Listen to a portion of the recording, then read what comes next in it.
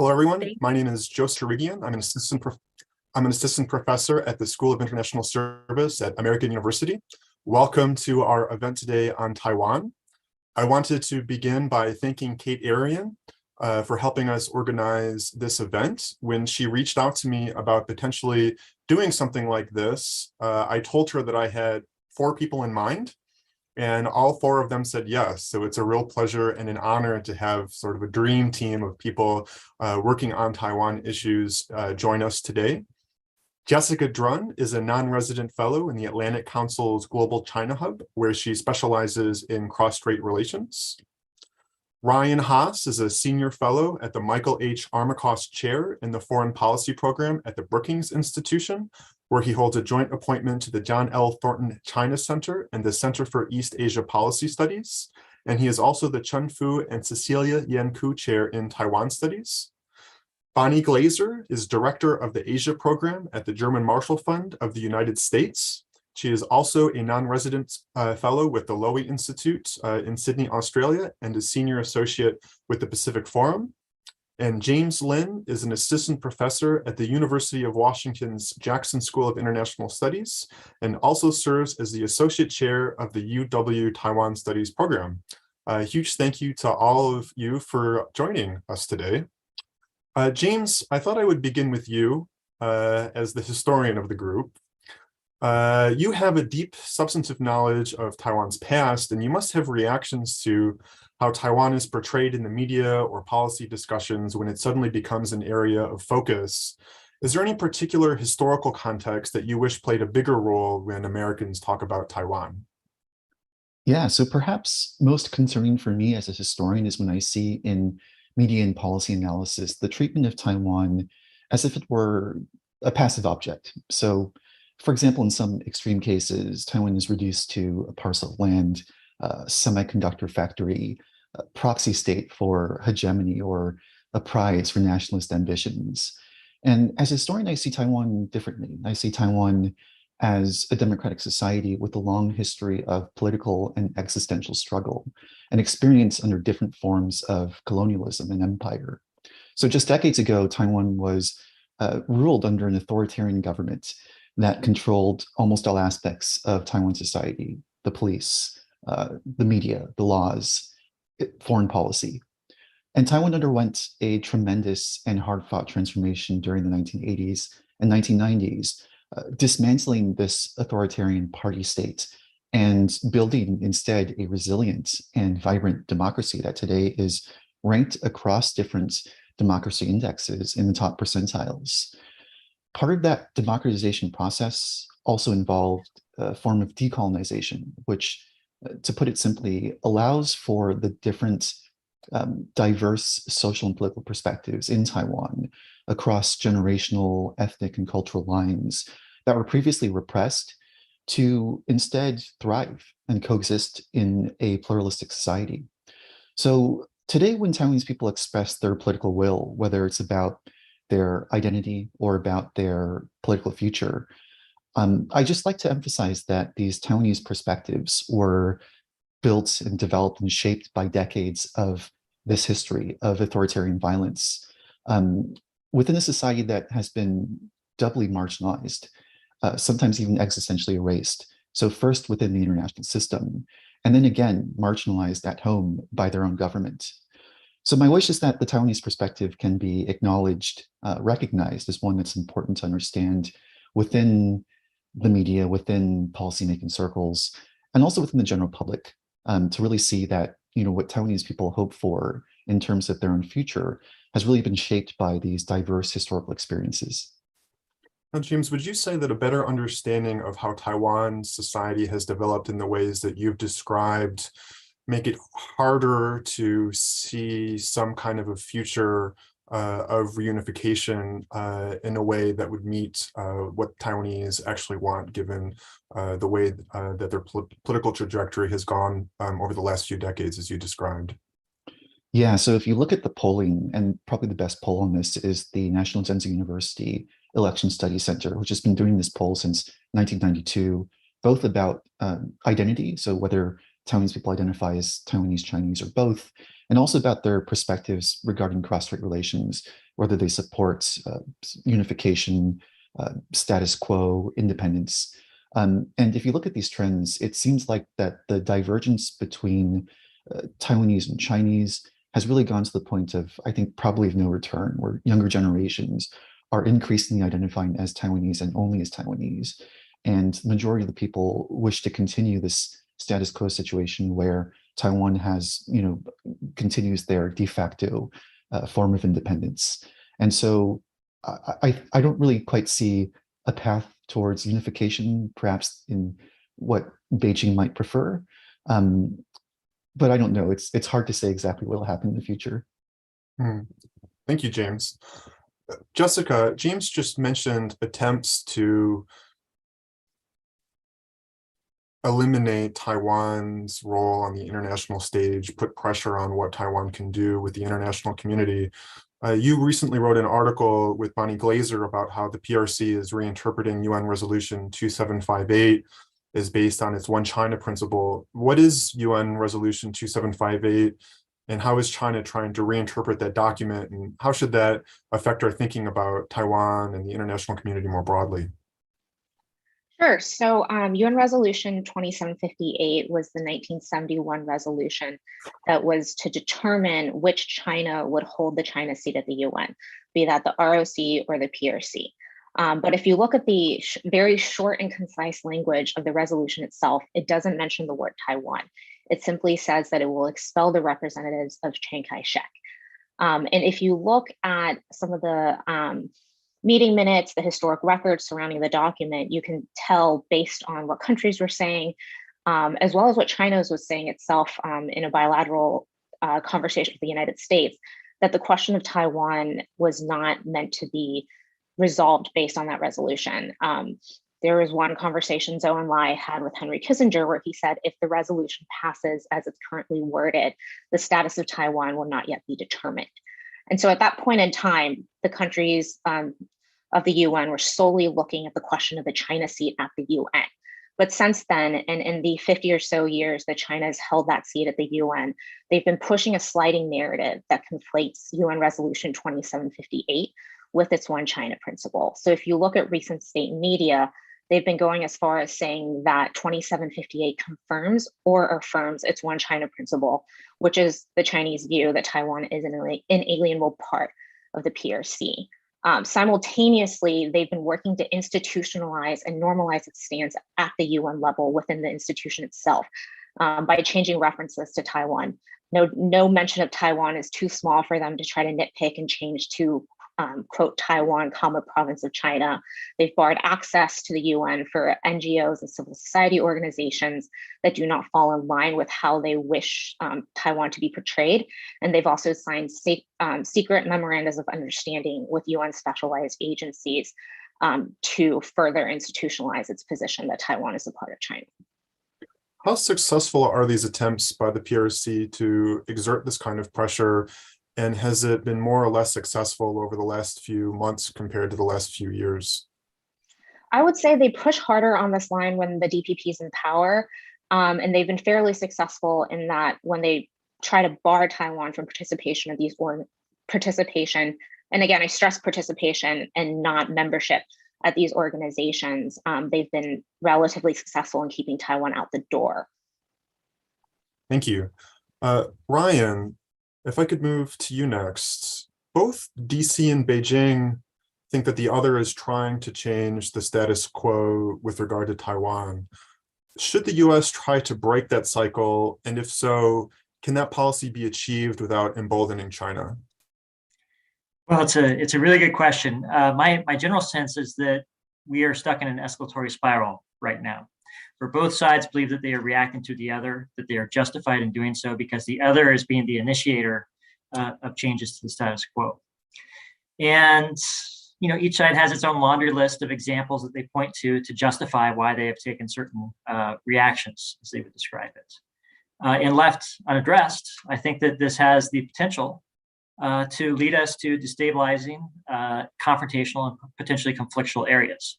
So to answer your question directly, I think, yes, it is in America's interest to try to break the cycle. The question, though, is how. And this is where it gets really hard. I don't have any evidence that would lead me to the conclusion that taking a softer approach would lead to China providing a softer treatment of Taiwan. And I think that Jessica's comments, demonstrate sort of longitudinally this point. I also don't think that this is really an issue that is a military problem with a military solution. We are not going to muscle China into shrinking its own ambitions as it relates to Taiwan. And so this leads us to, hard conversations. And the reason why it's so tough to talk about Taiwan is it's impossible to do so in pithy soundbite ways. It's, it's complicated and it takes a lot of unpacking to sort of understand why we are where we are. But there is a logic that has led us to the point that we're at. And I think maybe that's a starting point that we can use to begin to think through where we go from here. My view is, ultimately Taiwan is not a problem with an American solution. Our goal is to extend timelines, to keep options open, so that the parties themselves eventually have the time, the space, and the capability to reach a resolution on their own that we hope will be peaceful. I think that it's also in our interest to have a bit of perspective, to recognize that tensions over time have gone up and they have gone down. In other words, we're not on a one-way escalator that leads us inexorably towards conflict. I think that there are also, there are some common threads with previous periods that we've been in cross-strait relations. One of them is that the status quo is unsatisfying. It has been before, it is today, it will be tomorrow, but it still remains vastly better than many of the alternatives. And I think it's, as we sort of begin to sort of think through where we go from here, it's important to keep real tight focus on what our overriding objective is. And that is to preserve peace and stability in the Taiwan Strait. If that is sort of the North Star that guides every action, every statement that we make, I think that we'll be well served. I think it's also important for us to, try to take efforts that expand rather than limit future choices. The more decision space we have going forward, the better off we'll be. And then the final thought that I would just sort of put on the table for everyone's reaction, including yours, Joseph, is that it's important for us to make clear to Beijing that there is not a military solution available to them to this problem. The will of the 23 million people of Taiwan will be decisive to the future of Taiwan. And if they want to pull Taiwan closer, they being Beijing, then they need to appeal to the interests of the people of Taiwan. Brian, you raised this really fascinating question of time horizons. And if I understood correctly, maybe one of the best hopes to avoiding war in the Taiwan Strait would be for China's system to move into a place that the Taiwanese could imagine coexisting with. But we started off this conversation with James' comments about how different Chinese and Taiwanese societies are moving. And we also haven't seen any signs that China will be moving in the direction of democracy or even greater openness. So then the question becomes, what happens in these time horizons if we kick the can down the road, and what happens first? Does China change first, or does it reach a point where it feels that it's risen sufficiently that it can get away with using a more aggressive, perhaps violent methods for resolving the situation? So I'm curious, what are the risks of the kicking the can down the road, and what is the best option, and how likely do you think that option is might actually come to fruition? Well, you've presented such a softball. Joseph, I'll offer an initial reaction, but I trust that my fellow panelists will be able to add to and supplement it. Speaking as an American, from an American perspective, it's in our interest to elongate these time horizons for all the reasons that you described. We don't know what the future of China will be any more than anyone else does. One thing that I am reasonably confident of, though, is that China will not travel on a linear trajectory for long. It hasn't in the past 70 years. I see no evidence that it will begin to do so now. And so it would be a failure of imagination for us to foreclose future options on the assumption that we can forecast the future. rather, our goal, the purpose of our strategy is to keep as many options open for as long as possible. Now, as your question indicated, there is a tension because in this present moment, China is expanding and strengthening its military capabilities, many of which are organized around Taiwan contingencies. That puts significant stress upon Taiwan and upon the United States. But we don't control that. What we control is our own actions, and that increases the imperative for the United States to enhance its own deterrent capabilities if we judge that it is in our interest to preserve peace and stability in the Taiwan Strait, which is a view that we've held for many decades. Thank you, Ryan.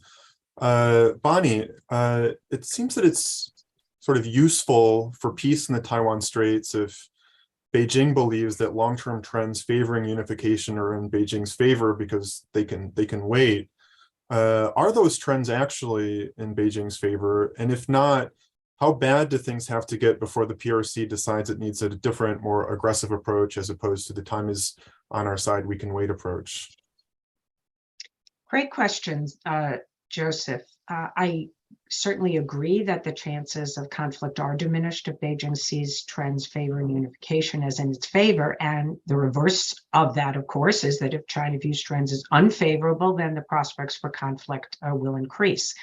That is one of the reasons why we see the prospects for conflict increasing today. I will share a few data points. The Chinese Communist Party does state that time and momentum are always on the side of the mainland when it comes to reunification. We saw this most recently stated at the sixth plenum, that when the third historical resolution was passed last November. Do they believe it? Well, we don't really know. If the Chinese Communist Party were to state that the trends are unfavorable, that suggests Xi Jinping's policies have failed and that changes are necessary in China's approach to Taiwan. And that could go in a very coercive or even kinetic direction. I doubt at this juncture it would lead to a policy of downplaying pressure and coercion. I think it would go in the opposite direction. But there are certainly debates among Chinese experts on this question of whether or not time is on China's side, and it's interesting to talk to experts about it. When we talk about what the indicators are of whether trends are actually favorable, James has already, of course, mentioned public opinion surveys. Currently, about 7% of Taiwan's people favor reunification now or at some point in the future, and about 30%, just slightly over, favor independence now or at some point in the future. The majority, of course, still prefer the status quo for the time being, but there's a clear trend in favor of greater support for independence. And then again, he highlighted the identity question. I'll just give you some data that 2.4% identify as exclusively Chinese. I mean, it's 30.4% is exclusively Taiwanese, and sorry, I got that wrong. I have to correct this. It's 63.7%. James will let me know if I did 63.7% as exclusively Taiwanese, 30.4% as exclusively Chinese. And now I think I've gotten this wrong. I'm going to let him fix this. It's my notes. 44% said exclusively Taiwanese. I'll have to get back to you on this. So apologies. Yes, the trend overall is that more people see themselves as exclusively Taiwanese than see themselves as exclusively Chinese. That's down to 2.4%. So that's really the significant statistic here. Beijing has given positive inducements to Taiwanese businessmen and students, but that has not led to positive sentiments toward China. So, and its coercive measures, I believe, have had a counterproductive impact. So, in my view, Taiwan doesn't have a current path to de jure independence. So Beijing can remain confident that it can prevent independence, but there isn't a sound basis for China to have confidence that it can achieve reunification peacefully. And I think that China's confidence that time is on its side emanates from its confidence in its growing comprehensive national power. Interesting, of course, this growing power has led China's neighbors, I think, especially in Southeast Asia, to avoid offending Beijing, but it has not led the people of Taiwan to be more favorable to China or to reunification. Finally, I'll just quickly answer your question on how bad things have to get before the PRC decides it needs a different, more aggressive approach. Beijing, first, of course, we should all recognize, has already adopted a more coercive and aggressive approach. Some Chinese experts say that the party is now prioritizing promoting reunification over deterring independence. I'm frankly skeptical of that. I don't read the new white paper that way. There are some people who do, but I think it is true that China's doing both.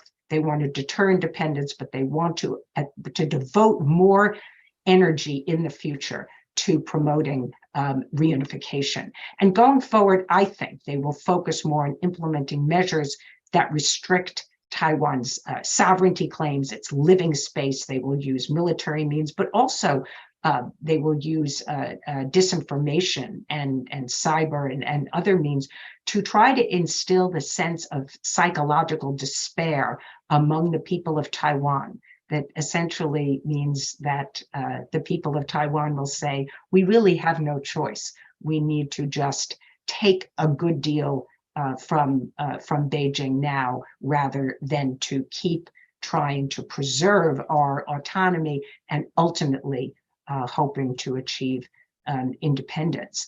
So I think barring a major action by Taiwan or the United States, and we are actors, Taiwan has agency, also the United States will affect China's calculus on this. It is not solely coming from China's domestic polity, but this could play out over a fairly long time, or it could end up coming to a head sooner than that. But China's calculus, of course, includes issues like its domestic priorities, its economic trajectory, and the stability of the country and its relationship with the United States and other countries.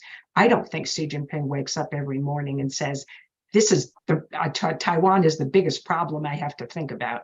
I think it's actually lower down on his list of priorities. And I'm not convinced that reunification is something that he believes he has to achieve in the coming, in a specific set period of time in the next 5 or 10 years. So Bonnie, if, let's say, one of us were sitting in Zhongnanhai watching this video and is convinced by these presentations about how it's impossible to sort of win over through co-optation or the attractiveness of their model or economic inducements, that kind of thing, that really the only thing they have left in their toolkit is the use of force, and that there is a recognition within Taiwan and the United States that it's necessary to continue to make it risky for the PRC to try to use violence to resolve the situation. Is it possible for Taiwan and the United States to continue to make it that difficult and risky for China to try to use force without triggering the Chinese from feeling that they need to move sooner rather than later? A tough question, Joseph, but I guess I think that the task of the United States and Taiwan is to continue to shape Xi Jinping's cost-benefit analysis so that he sees that the costs remain very high. And there are other countries that can help us to do that. Countries, for example, are now thinking about what are the kind of steps that we could use to signal China now in peacetime, before they make those conclusions, that indicate that we're willing to impose very harsh sanctions on China, maybe even similar to those that the West imposed on Russia after it invaded Ukraine. This would be difficult, particularly a decision to freeze the central bank reserves of China. This is not going to be easy to reach this kind of unity. But like-minded governments are having these discussions today. And so I think that that's what we need to focus on, is how to, as I think Ryan eloquently put it, to continue to preserve Taiwan's autonomy, to leave our options open. That is absolutely the right goal. We need to continue to kick the can down the road. That may not be the option that Taiwan wants. There are many people in Taiwan who would like more than that. But I think that that is what is potentially doable. However, if we do cross China's red lines, if Taiwan were to declare independence, de jure independence, if the United States were to conclude that we are no longer going to pursue a one China policy, if we were to recognize Taiwan as an independent sovereign state, like our former Secretary of State, Mike Pompeo, has advocated, I am quite certain that China would use force against Taiwan, even if they calculated that the PLA might lose. I believe that this is an issue of Communist Party legitimacy, and that they would in fact move against Taiwan. Well, let me first say that thank you to all of you for such thoughtful answers to these questions. Ryan said that it's necessary to move away from sound bites when talking about Taiwan, and I was hoping that this conversation could do exactly that, and we've certainly achieved that. So thank you for your answers. We have 160 people watching, so I am just going to get out of the way and move to the Q&A. And unless I feel like it's really obvious who should get one of these questions, I'll just allow any one of you to jump in. The first question was about Japan and South Korea. What can they do to make things better between China and Taiwan? So a question here about the region and their role in today's topic. Would anybody like to come in for this one?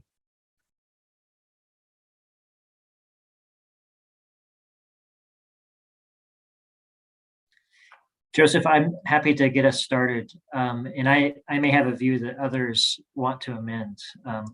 My sense is that the most impactful thing that we can do with Japan and South Korea is to strengthen US, Japan, South Korea relations today and in the period to come. Of course, Japan has equities as it relates to Taiwan, and they will pursue their interests as they define them. South Korea has their own views on Taiwan as well. But I wouldn't put Taiwan as the central focus of our efforts with Japan or with South Korea or with the three parties today. If the United States is able to continue to make progress with Japan and South Korea, continue to deepen and strengthen the Quad, and continue to generate momentum behind AUKUS, the Australia, United Kingdom, United States alliance, that will have a pretty powerful impact on the overall environment in which decisions are made in the region. That's where I would encourage us to focus our efforts. Jessica, I think this next question would be a good one for you. From Voice of America China branch reporter Tina Chung, Taiwan military say that Chinese military drones have been passing the central line of the Taiwan Strait in the last few days. Some experts think this is part of the PRC's greater effort to erase the central line and delegitimize Taiwanese government and its sovereignty claim. They say Beijing's intent is to make it hard legally for the US and other countries to intervene in a possible Taiwan contingency, since it would be Chinese internal affairs. How do the US, its allies and partners address this legal challenge if they were to come to Taiwan's aid? So getting back again to these legal questions in Taiwan status. Sure. So I'm not a legal scholar, so I'm not sure I have the right background to fully answer this question. I'm sure the other panelists have thoughts as well. But I think it's important to note here that with what a lot that China does in regards to Taiwan is to tacitly accept things. From my understanding, the median line was tacitly accepted between the two sides. And they've done this as well with other engagements with Taiwan, such as the diplomatic truce under President Ma. They tacitly accepted it. They never formally said, they're adhering to the diplomatic truth. It's same goes for the 1992 consensus, right? They've tolerated the KMT saying one China respective interpretations, but they never respected it. And I think this gives them space to deny ever respecting this, at least formally, right? And I think there should be more done on this front with Taiwan actors on trying to get ahead of the narrative that the PRC is trying to push, because they are trying to push a narrative of plausible deniability on these issues. Great, thank you. Bonnie, please.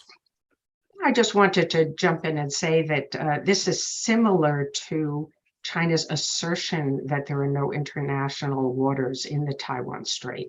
And yes, the Chinese are increasingly trying to use what we call lawfare in order to shape the situation in the Taiwan Strait and elsewhere. Of course, the United States made its view perfectly clear that in the case of the Taiwan Strait, there are Taiwan claims and an exclusive economic zone. China also claims an exclusive economic zone, and in the center, where those EEZs cross, if you don't call them international waters, that's fine. We can use the convention of the law in the sea terminology that it is actually high seas, but foreign ships are allowed to cross under all circumstances in high seas. They can conduct innocent passage in territorial seas, but in the center of the strait, that is an area where any foreign ships can pass, including military ships. And so I don't think there's any question of what how the law actually applies under the conventional law of the sea. And my final point would be is that I don't think the United States is going to be intimidated from defending Taiwan because of China's interpretations of international law that we do not share. Mm-hmm. Very interesting. Thank you. This next question is a very tough one, but still very interesting. And I'd be very curious to know if any of you have some thoughts on it. Do PRC leadership and government institutions all have the same attitude toward Taiwan? Are there certain actors within the PRC not favoring escalation, confrontation, or unification? What does internal discussion in the PRC look like? Would anybody like to try to get into the black box of Chinese politics and tease out whether there are different voices with different views on the current situation? Joseph, are you willing to take off your moderator hat for a minute and get us started? Why don't you go? Start with it, Ryan, since you jumped in. Well, the honest answer is I don't know, and I don't know if any of us do. My guess or my intuition is that I think that virtually all people who are members of the Chinese Communist Party have a certain set of beliefs as it comes to Taiwan. I don't think that there's any dissent about the view that unification is the ultimate objective. There may be gradations of views on how urgent of a priority it is and how much risk to assume in pursuit of that objective. And I'm thinking particularly if your performance is measured on economic performance or acquisition of agricultural products or access to petrochemicals, you may have a lower tolerance for friction and risk than if you're in the Ministry of National Defense or elsewhere. So it's possible, but that there are gradations, but it's probably only on the issue of urgency and prioritization, not on the objective itself.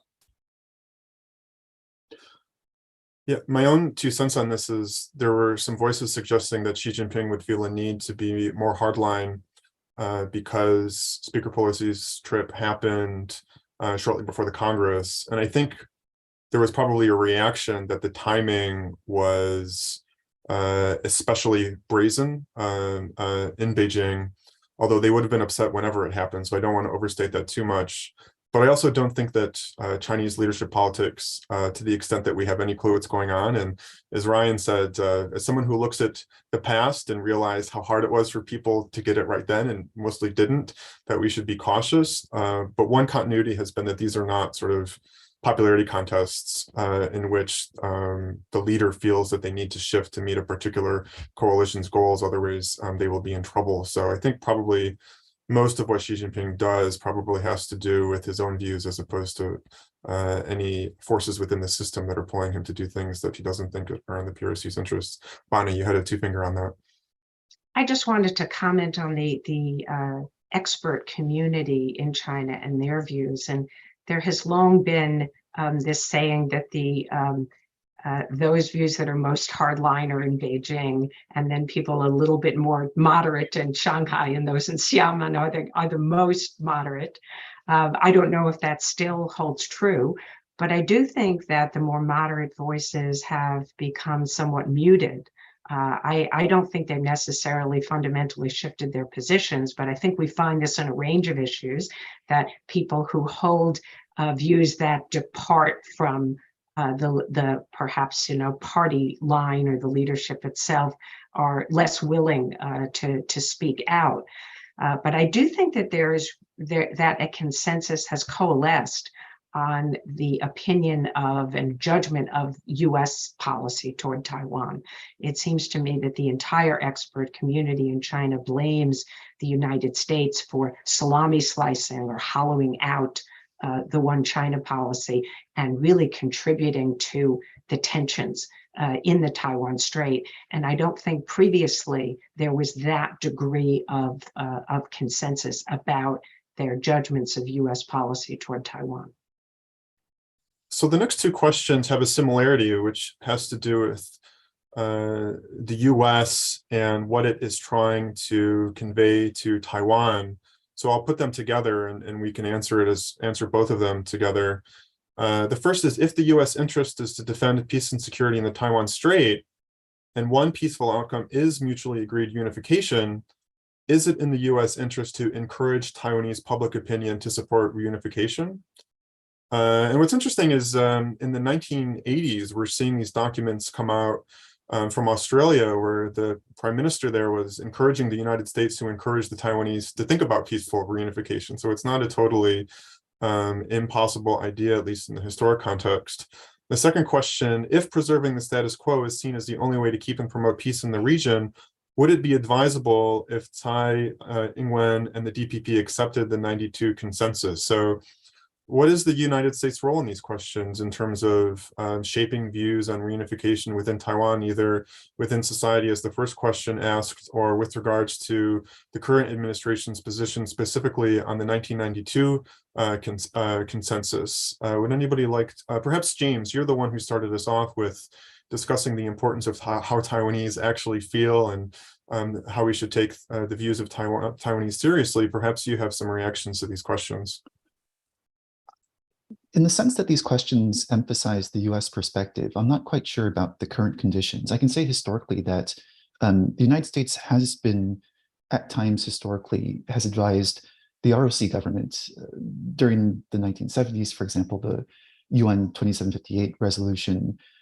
You can look at the declassified State Department documents where the State Department proposed to Chiang Kai-shek the idea of either a two-China solution or possibly even a one China, one Taiwan solution, which was immediately rejected by Chiang Kai-shek. So the United States has at times suggested different options to Taiwan. But I think in the current moment, just from my perspective as perhaps an outsider, I find it probably unlikely that the United States would perhaps tell the Taiwanese government to tell its own people how to think in a particular way. It just perhaps kind of reflects a kind of authoritarian manner that Taiwan has very soundly rejected in its current political environment. You know, James, there were some moments in the 2000s, and of course, other people on this panel can correct me if I'm getting this history wrong, where the United States was counseling Chen Shui-bian not to act in ways that deeply upset Beijing because they thought that that would create instability in the Taiwan Strait.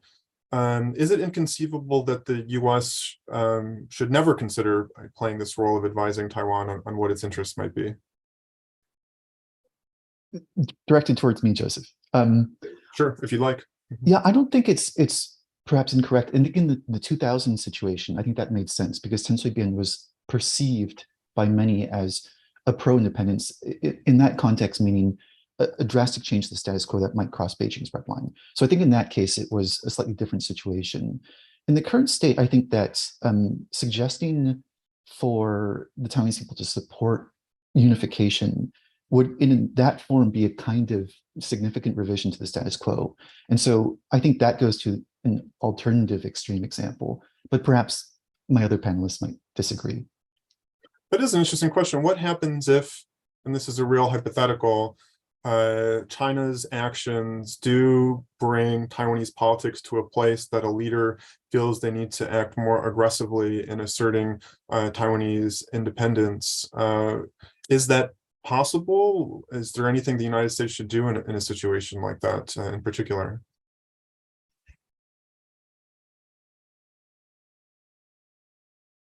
Bonnie, please. I'm really going to make Ryan jump in on this because he's all too quiet and I know has some useful things to say. But in my view, first, I think that the US and Taiwan really do have very good communication channels. If there are some policies that Taiwan is pursuing that the US objects to, or vice versa, I think they tell each other. They actually will voice their concerns. Even though I think we actually do have, at least at this juncture, shared interests, we don't always pursue those interests the same way. You could look at today the Taiwan Policy Act. I think that Taiwan has really believed that many of the symbolic provisions are very important for Taiwan, and the United States has not said they're unimportant, but that the security and defense provisions are more important, and we shouldn't let those be put at risk because of some other pieces that could actually cause a difficulty in not only how China reacts, but really how it's seen in Congress and whether or not it would these provisions would pass. So that's just one example. I mean, there really are differences. But you know, if the United States pursues the right set of policies and it balances deterrence and reassurance on both sides of the strait, by the way, then I think we don't end up with an outcome that Taiwan says, we really, really have to push for independence because our interests are being harmed. So our policies really have to be carefully balanced. And if they're not carefully balanced, then we will see perhaps China end up deciding it needs to use force because there's inadequate reassurance. We're just exclusively focusing on deterrence. And at the same time, we could, our policies could end up inadvertently causing Taiwan to want to more actively pursue Taiwan independence. It wouldn't only be our failure, there are other variables, but our policies matter. Brian, Bonnie was, I'm sorry, Jessica, please. I was wondering if I could take the 92 consensus question, but we can Please, actually, finish this conversation. No, I'm glad that you cut in because I was going to ask you in particular to explain the 1992 consensus because I know you've spent a lot of time clarifying to people what it does and doesn't mean. So I was going to ask you to chime in on this for sure. Could you explain what it is? And have you thought about this question as to whether or not the United States has an interest in asking the Taiwanese to more seriously consider using that as a way of characterizing their relationship with Beijing that would allow for some kind of discussions to move forward? Yeah, sure. So at risk of oversimplification, the 92 consensus is a agreement or tacit agreement between the KMT and the CCP of a foundational one China and to use it as a basis for cross-strait dialogue. There's debate here on what that one China entails. Like I said earlier, the KMT tells Taiwan domestic audiences one China respective interpretations to mean that for the KMT, one China is the ROC, for the PRC, that one China is the PRC. But this has never been repeated on the PRC side, and there's been signals out of China that they might not be willing to tolerate this formulation anymore. It was born out of a 1992 meeting in Hong Kong between the Straits Exchange Foundation and the Association for Relations Across the Taiwan Strait, which was to table disagreements and to focus on a vague concept of one China. So for the DPP, the 92 consensus is a non-starter based on the party charter and its history. But Tsai has done everything short of recognizing the 1992 consensus in terms of her statements from her inauguration addresses, saying that she'll respect the status quo and the achievements that have been made through cross-strait exchanges over the past decade. In terms of whether the US should push for 92 consensus, the 1992 consensus isn't palatable in Taiwan across the board now. So the DPP will not accept it for the reasons I outlined before.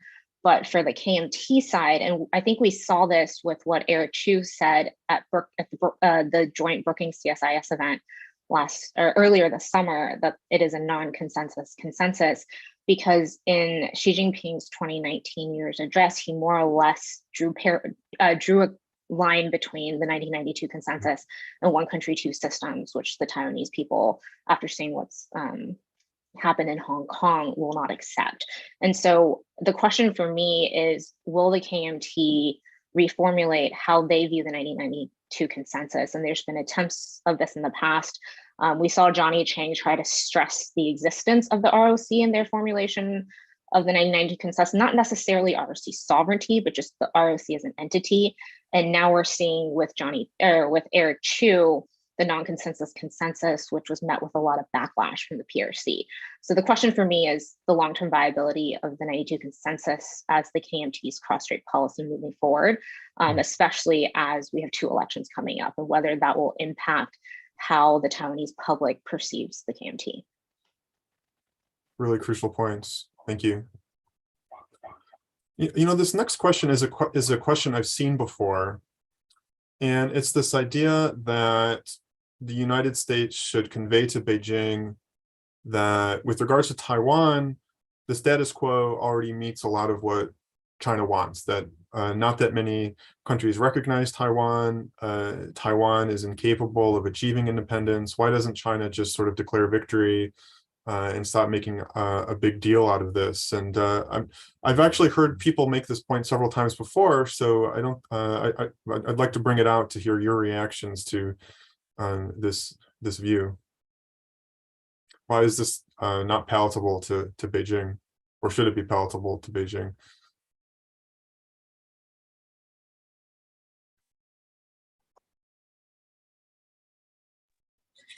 Joseph, my sense is that unless Taiwan demonstrates that it accepts subordination to Beijing's rule, it's really hard for Beijing to be able to declare victory. Unless there's some demonstration or manifestation of Beijing's control over Taiwan, then even if the conditions that you've just described are accurate, it's not enough for the Chinese leaders to be able to tell their people that they have prevailed.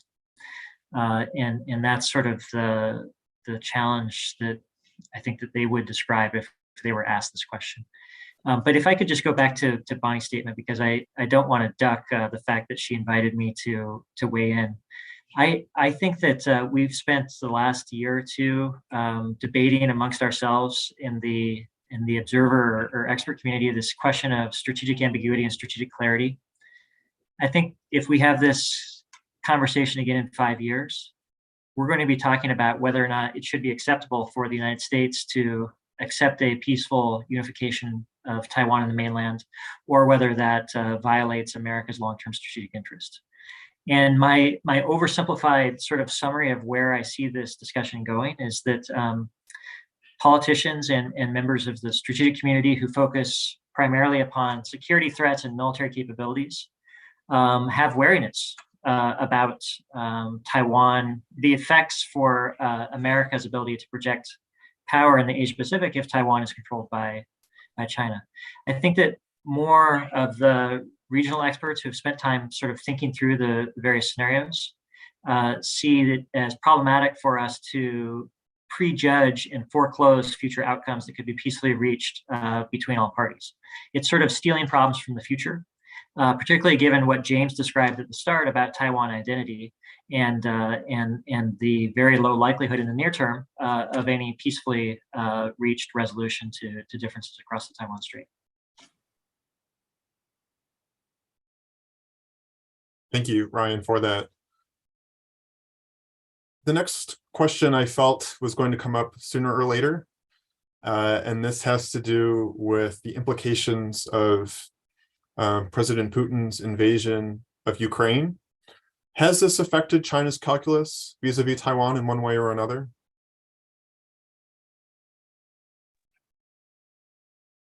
Well, I'll start on that. I've been in a lot of conversations on this topic. First, I would say the war in Ukraine is ongoing. It is probably premature to draw any certain conclusions. And we've seen just in the last few days that the tide has turned. And so I think that Xi Jinping will be watching closely. I mean, if Russia is truly defeated, this is going to have implications, I think, for China's broader foreign policy and its relationship perhaps with Russia, not just for how it views its military options against Taiwan. But I think the initial reaction that we saw from China and maybe heard from some Chinese was their surprise at the unity of many countries, the United States and its allies, imposing sanctions on Russia, and concern about whether or not they would have the ability to do it and will to do that against China if China invaded Taiwan. And the trend, of course, has already been that China is trying to reduce its reliance on the US dollar and create options for itself so that wouldn't, if it were cut off from SWIFT, that it would not be hugely damaged. That's going to be challenging for China when it comes to the international financial system. The Chinese are just inextricably linked to it. But I think that this will accelerate their efforts to try and reduce their reliance on the outside world. But again, since I don't think that China is likely to invade Taiwan in the very near future, I don't think that these are near-term answers that China must draw conclusions about. And the last thing that I'll say is the PLA learns from foreign wars. They absolutely study them, and they will study this war. And there will be some implications they will draw for Taiwan. But the PLA, I believe, has long been planning on a very strong, full-scale blitzkrieg against Taiwan. I don't think that they would go in a small way. There would be plans to perhaps decapitate the leadership, cyber attacks, missile attacks, maybe a blockade. The West has been able to resupply Ukraine fairly easily in this conflict. It would be very different in the event of Taiwan. Whatever they have on day one of this conflict, not just in terms of munitions and other weapons, but food and energy is really all they're going to have. So we have to be careful when we draw conclusions, and I'm sure Xi Jinping will be. Taiwan is not Ukraine, and there are so many ways that they're really quite different. This next question, though, gets at this issue of similarities and differences. And Bonnie, you just mentioned these truly stunning victories of the Ukrainian military on the battlefield. And this question is, will the Taiwanese essentially fight in the same way that the Ukrainians did? How determined are the Taiwanese to fight if they ever do face the kind of invasion that Bonnie just described?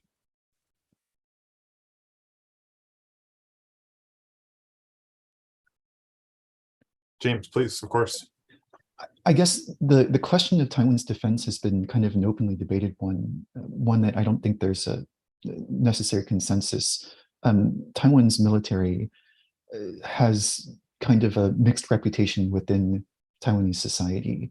And so you do see that there recently have been changes in public policy in terms of increasing defense spending slightly for the next annual budget, in terms of discussion of changing the conscription rules such that conscription can go back to 1 year.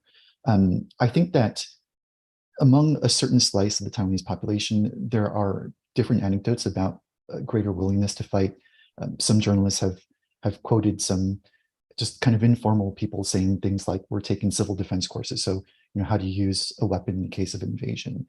You have examples of surgeons who normally do things like pancreatic surgery are now taking up an interest in trauma surgery in the case of, gunshot wounds. So I think that informally, since the Ukraine war, there is a slight change in opinion. It's hard to say exactly how widespread and whether this will translate into greater policy results. But I think that there is a change that is occurring, and it might be a slow change, but it's starting.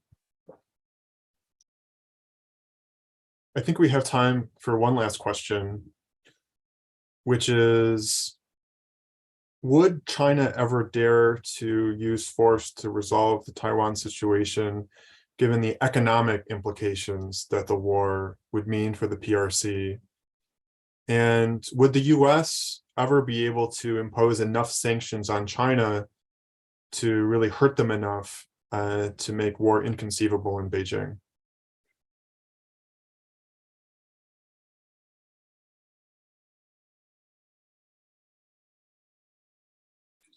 Well, I'd love to hear everyone else's views. Maybe we can do a lightning round, Joseph. My answers are yes and no. That would Beijing contemplate the use of force, even given the economic risks?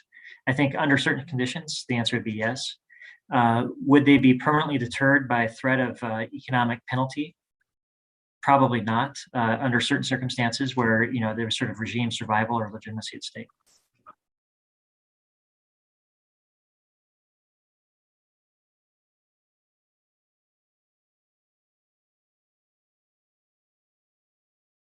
This also gets to another question of another attendee, which is, other than the economic costs, what other costs would China want to consider when considering whether or not to use force, either in terms of its status, its role in the region? What are some other reasons that China would want to be cautious? Well, I have long believed that if China were to attack Taiwan, and if the PLA really suffered a huge defeat, that could be very damaging to the legitimacy of the Chinese Communist Party. I think many observers believe that China wants to have high confidence first, that it can achieve in its military goals, and then of course through the use of its military means, that it can actually achieve its political goals. And so I think if unless they believe that not acting could weaken the legitimacy of the Chinese Communist Party, then they would be very careful about using force that might have that outcome that they seek to avoid. So I think that's one issue. And then another that I think the questioner raises about the reputational issues. And I believe that the reputational issues are less important for China than other factors. Probably China concluded from Tiananmen, June of 1989, that the world will come around. It will come to accept things that China does that they strongly object to, but they will continue to have good relations with China. Maybe others disagree, but I don't think it's the reputational costs that matter. I think it has to be real hard-hitting sanctions and economic consequences. And we have yet to prove to China that we have the capability and the will to impose those consequences. Well, let me just say in conclusion, since we've hit 2 o'clock, that I picked this group in the hope that we could have a real in-depth discussion of the issue. And I asked you all tough questions, maybe unfair questions. So an apology, but also a thank you for taking them so seriously. And I think really bringing the conversation on Taiwan to a wonderful level. We do have future events at SIS. I think that we will see a slide coming up on the next one. Oh, there we go. But there were a lot of people here. I don't even think we got through half of the questions that were raised, so I hope you're not too cross with me. But thank you again to everyone, and have a wonderful rest of your week.